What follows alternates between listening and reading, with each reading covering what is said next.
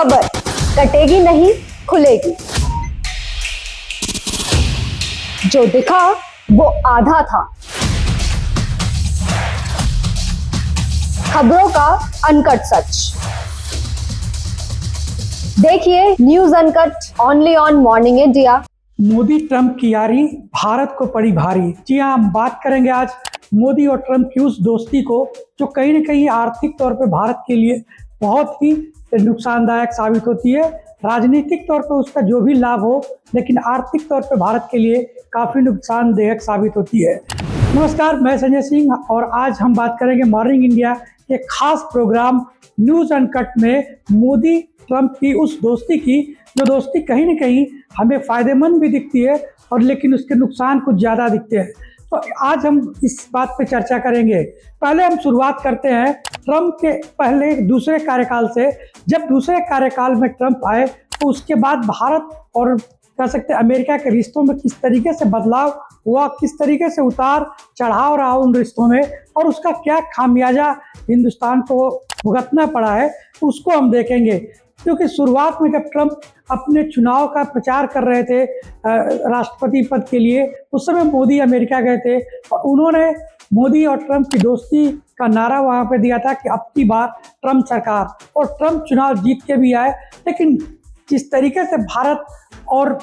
America के रिश्ते थे, दोनों देशों के बीच जो संबंध चल रहे थे, उसमें लगातार उतार और चढ़ाव देखने को मिला। सब इसकी शुरुआत तब होती है जब पहली बार कोरोना के बाद भारत और अमेरिका के बीच संबंध सामान्य होने लगते हैं और यूक्रेन और रसिया का युद्ध शुरू होता है। उस युद्ध के बाद रसिया पर जो सैंक्शन लगाए जाते हैं, उस सैंक्शन में उन देशों के ऊपर टैरिफ ट्रंप घोषणा करते हैं जो देश रसिया से ऑयल खरीदते हैं, और उनमें भारत के ऊपर भी 50% का टैरिफ लगा दिया जाता है। उसके बाद भारत की इकोनॉमी लगभग संकट के दौर में चली आती है और ट्रंप ये दबाव बनाते हैं कि भारत अपनी ऊर्जा की जो ज़रूरतें हैं वो उनकी या तो अमेरिका से पूरा करे या फिर अमेरिका के जो मित्र देश है उनके साथ उसको पूरा करे, और भारत जो लगातार अपनी सुविधा के अनुसार उन देशों से यानी अरब देशों के साथ और कह सकते हैं कि ईरान, इराक और रसिया के साथ जो अपने तेल कोई और LNG और PNG के समझौते किया हुआ था, उस पर एक तरीके का ब्रेक लग गया। और यही कारण है कि अचानक से भारत में जो कच्चे तेल की कीमतें हैं उसके कीमतें बढ़ गई और जो इम्पोर्ट है भारत का उसकी लागतें बढ़ गई। ये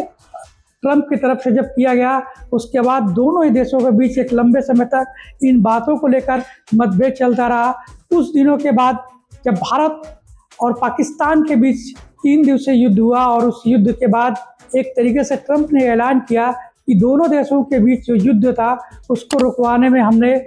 जो ट्रैफिक था अब उसका जो है इस्तेमाल किया था। तो ये भारत पे सवाल खड़े होने लगे कि क्या वाकई में भारत एक इंडिपेंडेंट सॉवरेनिटी अपनी रखता है और अपने जो फैसले हैं, खासतौर पे जो राष्ट्रीय हित के फैसले हैं, वो अपने सुविधानुसार लेता है या कहीं उस पर अमेरिका का दबाव या ट्रंप का दबाव चलता है। और विपक्ष इस बात को लेकर जो सरकार है उसको लगातार घेरता रहा। मोदी और ट्रंप की जो दोस्ती है उसको घेरता रहा कि इस दोस्ती से भारत को फायदे कम, नुकसान ज़्यादा है।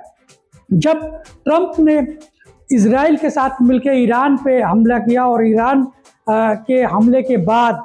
ईरान ने जो हॉर्मुज स्ट्रेट था उसको नाकेबंदी कर दी और तमाम जो ऑयल टैंकर थे उनके आना बंद हो गया, तो ट्रंप ने फिर से कुछ दिनों के लिए जो रिस्ट्रिक्शंस था उसको हटाया और बोला कि जो देश हैं खासतौर पे भारत, वो किसी भी देश से अपने तेल या कह सकते हैं कि अपनी ऊर्जा की ज़रूरतों को पूरा कर सकता है। भारत ने उस समय अपने ऑप्शंस की तलाश किए, वैकल्पिक व्यवस्थाएं तलाश की और 29 देशों के साथ उसने ऊर्जा की ज़रूरतों को पूरा करने के लिए PNG, LNG और जो तेल हैं उनके कच्चे तेलों को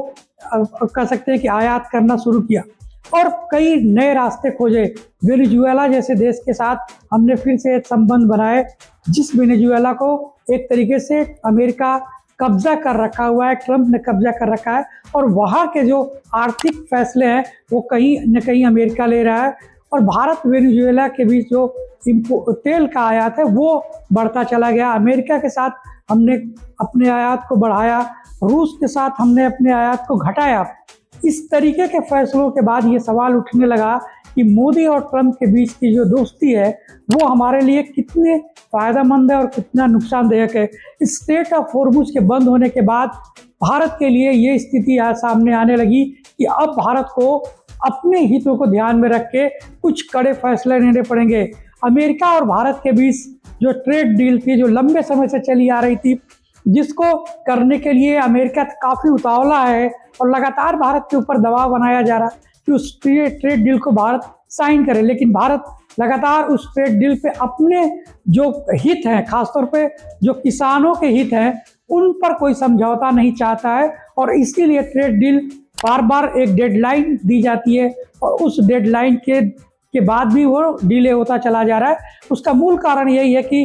भारत अपने किसानों और अपने आम लोगों के हितों की उसमें रक्षा चाहता है और ये चाहता है कि ये जो ट्रेड डील हो वो भारत के हित में हो। अमेरिका लगातार इस पर दबाव बना रहा है, यानी ट्रंप लगातार दबाव बना रहा है कि भारत इस ट्रेड डील को जल्द से जल्द साइन करे। दूसरी जो महत्वपूर्ण चीज़ है, अगर आप देखें तो सैन्य उपकरण या सैन्य कह सकते हैं कि लड़ाकू विमानों से लेकर तमाम सैन्य साजो सामान हम दूसरे देशों के साथ खरीदते हैं और जो हमारे लिए बेहतर होता है। जिस तरीके से जब हम डील करने जा रहे थे लड़ाकू विमानों की, तो अमेरिका ने अपना F-16, F-18 देने की बात की थी और भारत के ऊपर ये दबाव भी बनाया था कि वो इन विमानों को खरीदे, लेकिन भारत ने अपने हिसाब से उस समय भी राफेल को प्राथमिकता दी और राफेल को खरीदा और फ्रांस के साथ एक बड़ी डील 126 लड़ाकू विमानों की। तो कुछ चीज़ें ऐसी हैं जो हम जानते हैं कि कोई भी देश जब अपनी आर्थिक और राजनीतिक दोनों कूटनीतिक स्तर पर जब वो काम करता है तो अपने देश के हित को ध्यान में रख के करता है और इसीलिए ट्रंप को ये माना जाता है कि वो अनप्रिडिक्टेबल हैं, यानी उनको खुद पता नहीं रहता है कि अभी वो जो बोल रहे हैं आने वाले 2 घंटे के बाद वो उस पर कायम रहेंगे या नहीं रहेंगे और उसके बाद वो 2 दिन उस पर कायम रहेंगे कि नहीं रहेंगे। और ट्रंप जो भी फैसले लेते हैं वो ये कहते हैं कि हम अमेरिकन फर्स्ट की नीति को ध्यान में रख के लेते हैं, यानी अपनी आर्थिक फायदाओं सुविधाओं को ध्यान में रख के लेते हैं। इसी तरीके से कोई भी देश अपने जो फैसले लेता है वो अपने देश के लोगों को, यानी इंडिया फर्स्ट को ध्यान में रख के भारत अपने फैसले लेता है। तो इसीलिए कहा जा रहा है कि लगातार जो ट्रंप का बयान है या ट्रंप के जो बिहेवियर है उन दोनों में बहुत अंतर देखा जाता है। एक तरफ वो कहते हैं कि मोदी हमारे बहुत ही करीबी मित्र हैं और दूसरी तरफ सीनेट जो है भारत के ऊपर 100% टैरिफ लगाने का प्रस्ताव पास कर देता है। अगर ये टैरिफ भारत के ऊपर लगता है तो भारत के लिए एक बड़ी मुश्किल सामने आ जाएगी। दूसरी तरफ अमेरिकी सांसद ये कहते हैं कि मोदी और ट्रंप के बीच की जो दोस्ती है वो कह सकते हैं कि टैरिफ वाले मसले को हल कर लेंगे। तो क्या ये संभव है कि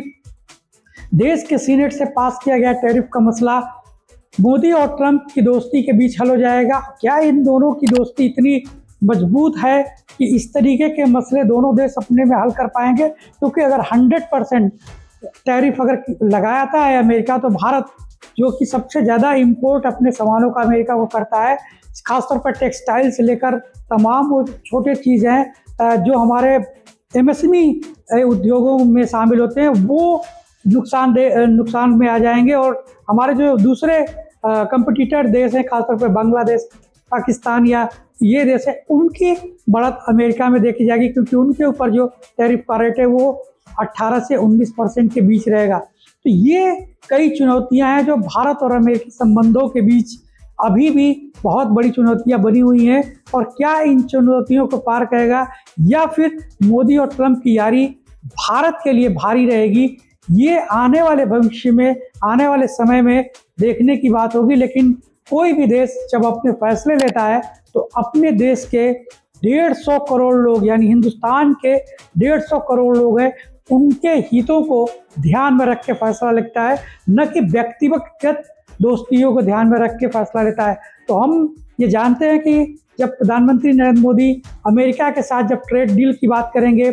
या फिर कह सकते हैं कि 100% जो टैरिफ लगाने की बात हुई है उस पर जब बात करेंगे तो इस बात का ध्यान रखेंगे कि किसी भी फैसले से भारत की 150 करोड़ की आबादी प्रभावित होगी, न कि सिर्फ एक व्यक्ति विशेष के दोस्ती में इस तरीके के फैसले लिए जाते हैं। धन्यवाद।